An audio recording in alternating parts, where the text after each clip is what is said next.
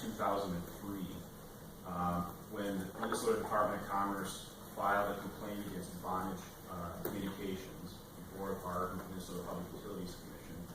Vonage was one of the first companies in Minnesota to offer a VoIP product. The complaint asked the PUC to apply traditional sort of legacy telephone regulations under Chapter 237 to Vonage. At the time, Vonage provided what was called nomadic VoIP services, meaning that you could originate and terminate a call from any broadband connection anywhere, as long as you had proper equipment. And so you could take your computer with you, you could take a device with you that allowed you to make those calls. You could originate it, terminate it anywhere, basically. Next slide. The PUC decided, considering that complaint, they wanted to try to assert jurisdiction over Vonage's nomadic VoIP product. Vonage challenged the PUC's jurisdictional order, arguing that their service was an information service, not a telecommunications service under federal law. That's an important distinction. I don't know how much that distinction has been discussed with this committee, but it's the same debate that we're having as to whether broadband is an information or a telecommunications service, which makes a big deal in terms of how it's regulated as a service. But the federal district court, after the commission's order was challenged, entered a permanent injunction and declaratory ruling preventing the PUC from regulating Vonage's nomadic VoIP service. And they determined in that case that Vonage's service was indeed an information service, therefore regulated under what's called Article 1 of the Federal Communications Act.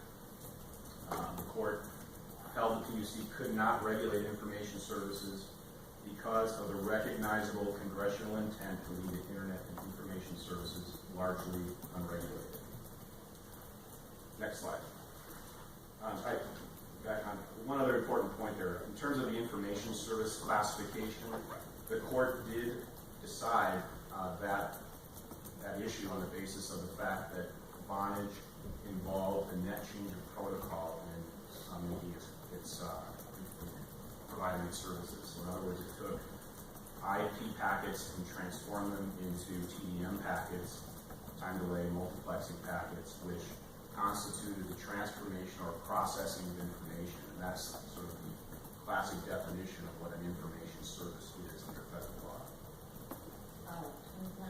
So the 2003, that original 2003 moment of injunction and the service provided, the original service provided by Vonage, it's analogous to essentially what Skype does today for people.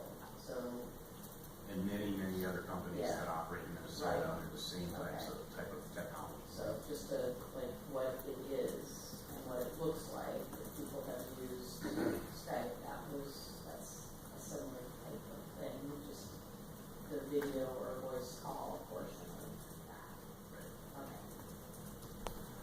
Right. Okay, so we had the federal district court case that decided that it was an information service, but at the same time, concurrent with that federal district court litigation, Vonage went to the FCC, and they filed a lawsuit or a complaint there asking the FCC to also preempt the state of Minnesota's attempt to regulate Vonage's service. The FCC also granted Vonage's request, but they decided it on a different basis. The FCC decided that since the jurisdictional points, in other words, because this was a nomadic service, the beginning and the end points of that call could not be determined, that it was impossible to determine the jurisdictional beginning and end points of the telephone calls that were being made. And under a doctrine called the impossibility doctrine, the FCC concluded that federal jurisdiction would apply because it was impossible to determine the jurisdictional beginning and end points of the call, and because, in the FCC's opinion, state regulation of this product went against very clearly stated federal policy, it would preempt the Minnesota Public Utilities Commission attempt to regulate the service on that basis. That 2002, 2004? That was 2005, I believe. The FCC, in its order, listed and itemized some very specific federal policy concerns that got them to that point of deciding to preempt state regulation. Number one, market entry requirements would delay entry for VoIP providers. The FCC's order found that the state's tariffing requirements were burdensome.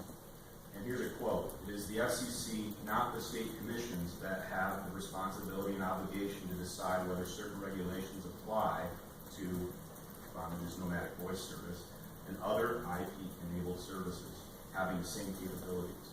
For such services, comparable regulations of other states must likewise yield to important federal objectives."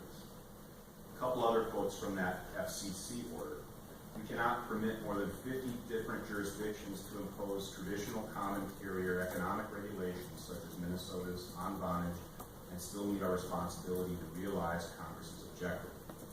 And they also said, "To the extent other entities, such as cable companies, provide VoIP services, we would preempt state regulation to an extent comparable to what we have done in this order."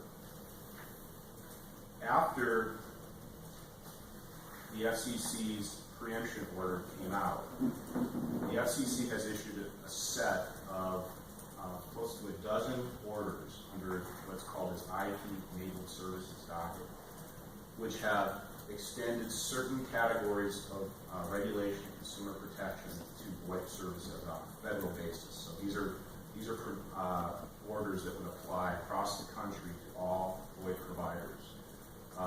There's a list there. I won't go through all of them. In fact, I think you're going to have to quickly shuffle through there because my presentation had them blocked up like that. So just go ahead and get through those. And then you can go to the next slide.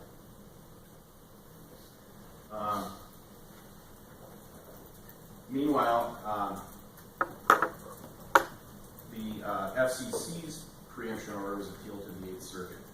The 8th Circuit upheld the FCC's preemption order, again on the basis of the impossibility doctrine. However, it also did not reverse or remand the Minnesota Federal District Court's decision classifying Vonage's service as an information service, and it did not remand that case. So that case in Minnesota is good law, that a VoIP service is, because it undergoes a transformation of net protocol conversion, it is an information service for purposes of Minnesota law.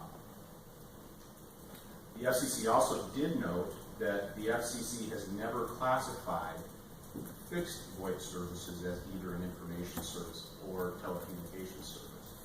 So we have, and this is kind of where we have, it sets the table for the charter litigation, because we have a district court decision in Minnesota that's classified VoIP as an information service. We have a FCC order that's preempted regulation of nomadic VoIP service on the basis of the impossibility doctrine. And we think also very clearly stated, as I've shown in some of those quotes, said that they were preempting any form of state regulation over VoIP services. Fast forward to September 2014. The DOC, Minnesota Department of Commerce, filed a complaint against Charter, asking the Minnesota Public Utilities Commission to assert regulatory jurisdiction over Charter's VoIP service. Charter contested the complaint, argued that PUC's jurisdiction is preempted under the entire line of Vonage decisions, so essentially two grounds. It's a information service as well as being preempted under the FCC's order. But in September of 2015, PUC issued an order stating that it was asserting jurisdiction over Charter's fixed VoIP product. In October 2015, Charter sued the PUC in federal court seeking a declaratory ruling that the PUC is preempted from regulating Charter